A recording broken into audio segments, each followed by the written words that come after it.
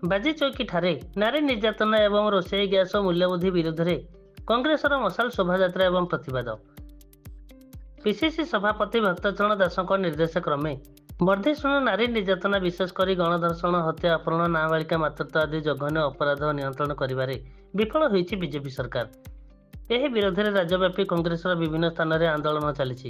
ଏହି କାର୍ଯ୍ୟକ୍ରମରେ ଆଜି ଢେଙ୍କାନାଳ ଜିଲ୍ଲାର ସମସ୍ତ ବ୍ଲକ ଏବଂ ନଗର ଅଞ୍ଚଳରେ ଜନଗହଳିପୂର୍ଣ୍ଣ ସ୍ଥାନମାନଙ୍କରେ ବିକ୍ଷୋଭ ହୋଇଛି।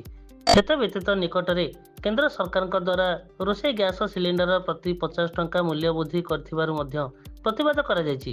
ଢେଙ୍କାନାଳ ସହରର ବାଜିଚୌକି ଠାରୁ ଜିଲ୍ଲା ସଭାପତିଙ୍କ ନେତୃତ୍ୱରେ ଜିଲ୍ଲାସ୍ତରୀୟ ସମସ୍ତ ଅଧିକାରୀ ଓ କଂଗ୍ରେସ ଅଧିକାରୀଙ୍କ ଉପସ୍ଥିତିରେ ମଶାଲ ଶୋଭାଯାତ୍ରା ବାହାରି ସହର ପରିକ୍ରମା କରିଥିଲା। ଢେଙ୍କାନାଳରୁ ବଳରାମ ସାହୁଙ୍କ ରିପୋର୍ଟ, ଓଡ଼ିଶା ପ୍ଲସ୍।